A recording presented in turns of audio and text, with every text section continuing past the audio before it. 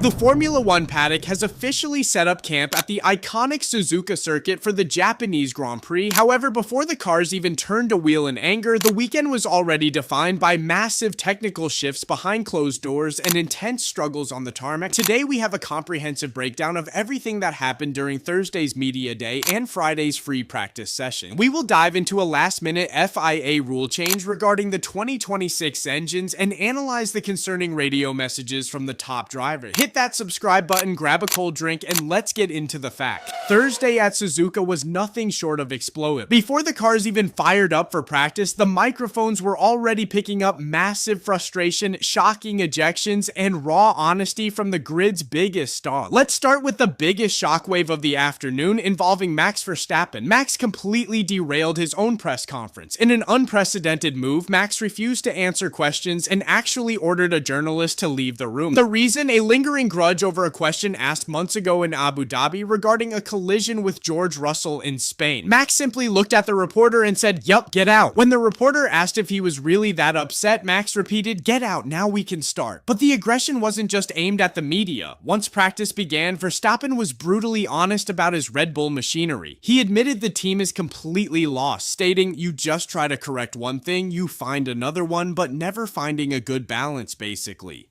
He bluntly warned fans and his engineers that he does not expect miracles overnight. Over at Ferrari, Charles Leclerc was equally unfiltered. While he expressed his lifelong love for the Scuderia, he didn't sugarcoat their current deficit. Leclerc admitted that while they are in a good place, Mercedes still has a considerable advantage. However, his real anger was directed at the new 2026 qualifying regulations. Leclerc called the current system a little bit silly after a tiny 2% throttle lift in China cost him half a second on the straight. He explained that drivers can no longer push the cars to the absolute limit because doing something different completely confuses the car and destroys the lap time. This confusion is something Haas driver Ollie Bearman completely agreed with. Bearman, who has been enjoying his time in Japan meeting Godzilla and driving classic Toyotas, was highly critical of the new energy rule. He explained that in qualifying, driving faster through a corner actually makes the final lap time slower. Bearman stated that pushing to the limit is against the driver's nature when the best strategy now is to just drive at 99% to avoid draining the battery.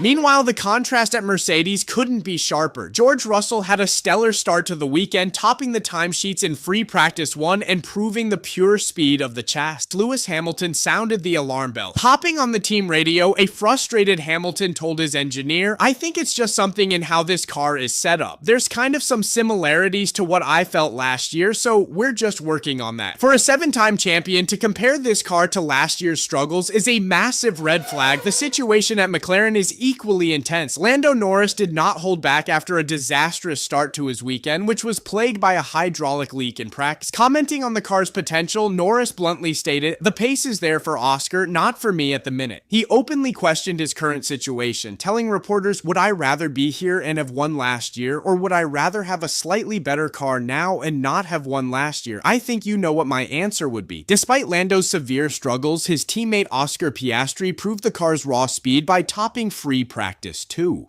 Team principal Andrea Stella highlighted their dynamic, noting that despite the adversity, Lando and Oscar are collaborating better than ever before to drag McLaren back to the front. Further down the grid, Red Bull's driver Isaac Hadjar was thrust into the spotlight. Driving in the practice sessions, Hadjar found himself swallowed by the incredibly tight midfield, finishing 15th in FP2 as he tried to help Red Bull navigate their severe balance issues. But amidst all the technical complaints and paddock politics, Fernando Alonso provided a beautiful moment of humanity. Despite suffering from severe engine vibrations in his Aston Martin that have ruined his early races, Alonso was radiating joy. He confirmed to the Spanish media the birth of his baby, stating, "A little stress and worry, everything went well, both mom and baby." He described it as a super happy and very special moment, proving that sometimes life outside the cockpit is the only victory that truly matters. Moving into Friday, the focus shifted from the meeting rooms to the asphalt as free practice 1 and 2 got got underway. However, the sessions quickly revealed that several top teams are facing severe setup issues around the highly demanding Suzuka layout. During the practice runs, Lewis Hamilton hopped onto the team radio to report his immediate feedback on the car's behavior. According to transcripts, Hamilton told his race engineer, "I think it's just something in how this car is set up." However, the most concerning part of his message followed immediately after. Hamilton explicitly stated, "There's kind of some similarities to what I felt last year, so we're just working on that." Hearing a 7-time world champion compare the feeling of the current chassis to the struggles of his previous highly problematic campaign indicates that still has a significant amount of work to do to find the optimal operating window for this car. The struggles were not limited to the Mercedes garage. Over at Red Bull Racing, Max Verstappen provided a very blunt and realistic assessment of his Friday practice sessions. World champion admitted that the team is essentially lost when it comes to the car's setup. Verstappen detailed the frustrating loop the engineers are stuck in, stating, "You just try to correct one thing, you find another one, but never finding a good balance basically."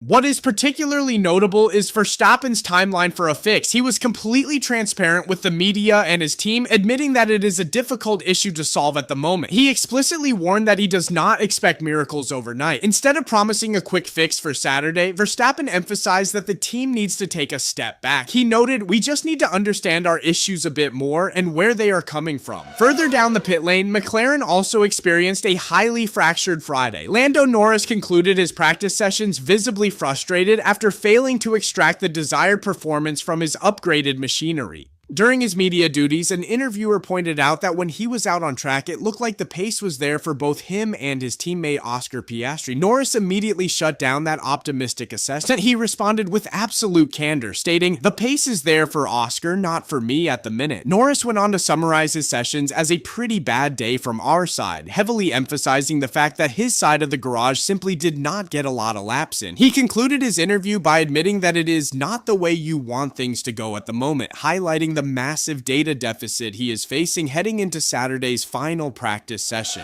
That wraps up our detailed analysis of Thursday and Friday at the Japanese Grand Prix. With the FIA intervening to change the energy rules to stop super clipping and major players like Verstappen, Hamilton, and Norris all actively struggling to find a balanced setup, qualifying is shaping up to be an absolute wildcard. Who do you think will overcome their Friday issues and take pole position at Suzuka? Let me know your detailed predictions in the comments down below. If you appreciated this factual deep dive, please hit the like button, subscribe to the channel, and I will see you after the checkered flag.